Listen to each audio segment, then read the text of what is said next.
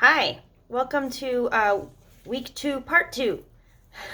This is going to be mostly about, what you can do and what we should do and just gentle reminders. Um, I was a little you know, talking about embodying the masculine energy in part 1, and that is very important. But I also want to talk about having compassion for yourself because when we're purging and we're challenging ourselves to something, it can invite some resistance. Some will be more alert and more aware of where we need more boundaries, because since everyone doesn't know where we're at or might not understand that we're on this journey, we'll be like, oh my gosh, I have to explain myself, or I have, so we'll have that in itself can be a challenge, is what I'm trying to say. So we want to have compassion for ourselves, and we want to really, really be gentle with our boundaries. So I do want to get a little deeper into boundaries. Now, when I talk about them, this was actually really hard for me to wrap my head around at first, but we kind of develop our own definition of boundaries as we go along. To me, it's I look at it energetically. It's nothing personal at all. It's not like boundaries. It's not like, it's about either people are going to be supportive or they're not. And it's usually, when they're not, it's unintentional. It's subconscious. It's not like they're trying to be the devil. It's not like they're trying to, rain on your parade or get in your way. It's just that they're going about normal. They're going about their day-to-day life, and they're expecting you to do the same. But the thing is, you're not doing the same. You're not going about this is about breaking habits, breaking bad cycles, this is about breaking all of that, so you can change your trajectory into something much, much more positive. So having to explain all of that is very time consuming, and it's exhausting. So people are either going to get it right away or they're not. And so this is where you can start to practice using your discernment as to who you share it with, who you don't, where to stay ahead of it, just avoid certain places or people altogether for a little while, or start talking more to people who are going to be there for you, any family member or friend who's like totally in your corner.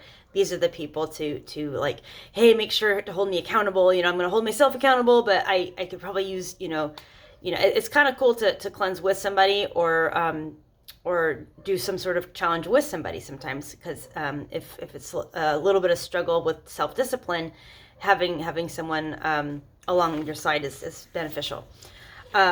So boundaries are really important, and you know what? I'll have my own definition. You'll have your own definition, but I definitely don't see anything wrong with looking on YouTube and seeing what other people might talk about when it comes to boundaries.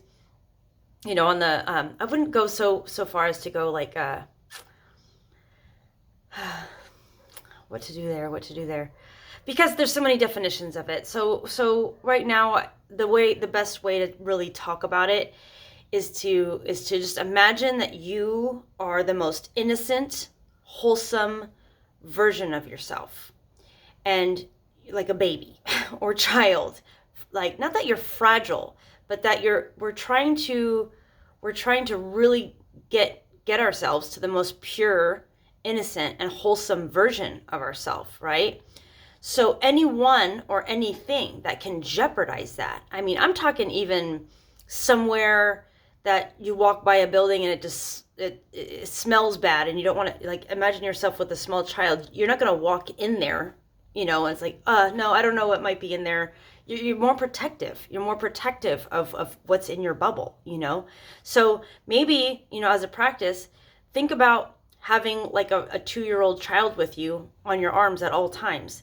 Would you go in certain places or be around certain noises or certain situations with that child? That's kind of a good way to indicate, like, oh, this is our boundary. This is where we draw the line. We shouldn't go in that building, or we shouldn't listen to this on the television or the radio. It's not for their ears or not for their nose, or so think of it that way.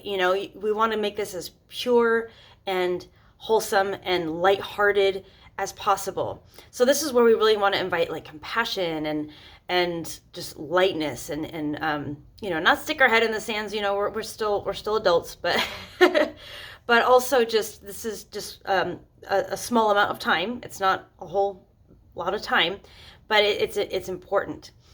If even you don't know what's beyond the detox. So if you don't know, how are strangers supposed to know or even care? So don't expect everyone to understand, but and at this point, since we're just beginning, the detox, you don't have the capacity to understand quite yet until you're on the other side. And once you're on the other side, that's when you'll be like, oh, thank God I took this seriously, because imagine what could have happened if I went here, or here. So many different circumstances that could have invited temptation or could have steered me the wrong way. This is where we realize each little choice we make in our lives, each little choice puts us on a trajectory. Every choice we make, every small little thing, oh, it's just a this, or it's just a couple minutes here, no, all those couple of minutes add up to manifestations, negative or positive.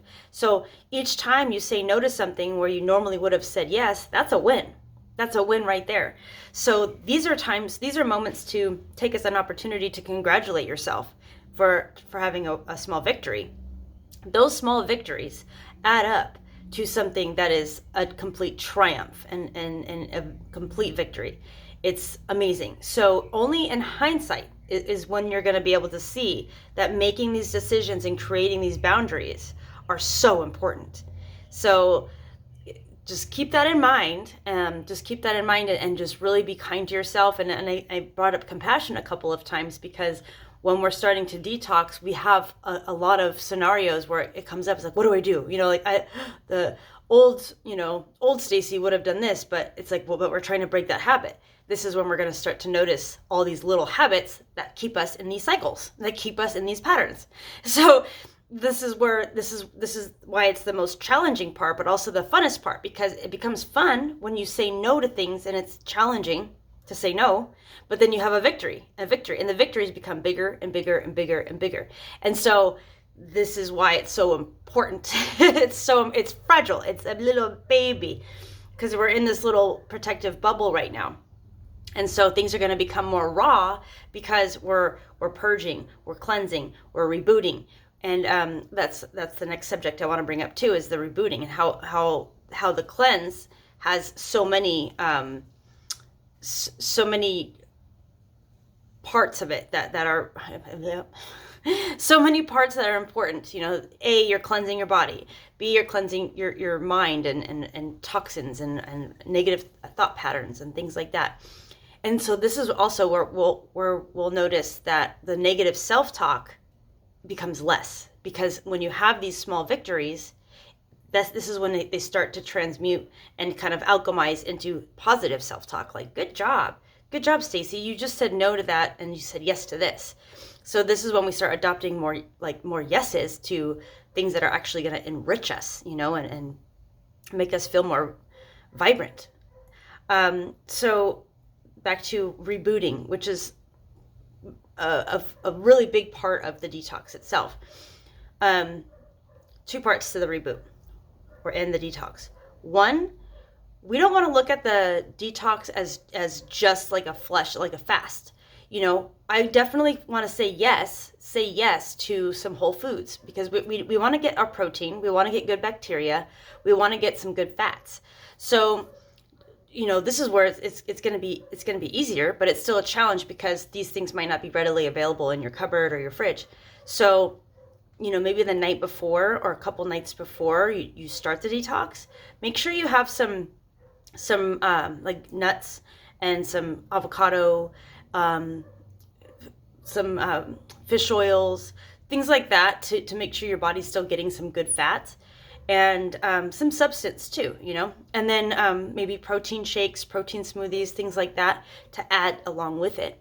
So that's part 1 while we're rebooting. And then part 2 is one of the main purposes of the detox isn't so much letting go of the things that no longer serve us physically, but also giving us this new way of looking at food. It reprograms the way we think about food, because in doing this, releasing all the toxic things, our body's naturally going to start reaching for the things that make us feel good. This is just it's a wonderful byproduct that happens with detox, is we'll start reaching for things that really serve the body. And so that's why it's a wonderful, so A, it's our intention of our new trajectory, and B, in that new trajectory, we're going to start reaching for things that are better for us, for mind and body.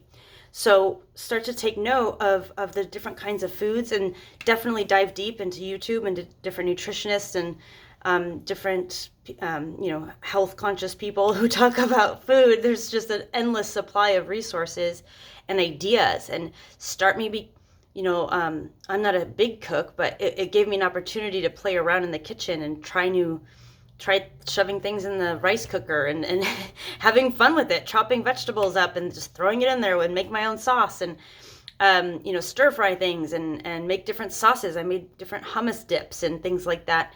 And knowing that you did it, this is creating something. And then those are moments to feel proud, like, oh, I would have never done that, but I was forced to get creative, and I did, and look at what I did. This tastes delicious, Like I remember making a red pepper and sun-dried tomato hummus, and was like so proud. And I was just working with things I had in the kitchen. So it's fun to kind of challenge yourself to new things like that, and then getting different ideas and tips from people on YouTube. There's just so many wonderful people on there that really want to help and share what they created, and maybe inspire you to do something like that. So this is where, it's as challenging or as fun as you make it out to be. So I just wanted to give these couple of tips just to kind of keep you on the right track, and to just gently remind you that all of the wonderful things that detox brings, you won't really see in it, but you might. But then in hindsight, it's like, wow, I really did this wonderful job of saying no and then saying yes to different things. And this is what starts to build the new version of you, the most optimal version of you. So lastly, what did I want to say lastly? Just have compassion for yourself, and realize that every time you say no to something, you can say yes to something else. And this is what really helps us exercise our creativity, and reminds us of how naturally creative we really are. Anyway, and then boundaries, they don't have to be so difficult. It's just, it's a little bit of a delicate dance, because we don't want to hurt feelings, and I'm an introvert, and it was hard for me, so I can only imagine what an extrovert must go through when it comes to creating boundaries, because that human interaction is so important, but that also invites temptation. And so we have to just be really, we have to stay focused. This is what's going to really help us exercise focus and discipline. Can we handle ourselves, and can we stay in alignment with our own goal, and it's just a couple of days. So that's where I really, in video 1 or part 1 of week 2, where I talk about really embodying the warrior, and pretend you're an athlete, and you have a competition that you have to execute next week.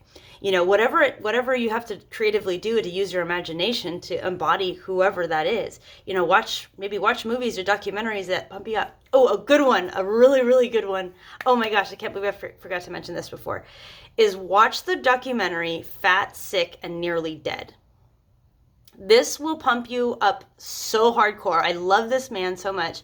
There's 2 documentaries, but just watch it. It is so good, and there's so many tips and ideas in there, and there's these nice reminders of how deadly like most of the food we eat can be.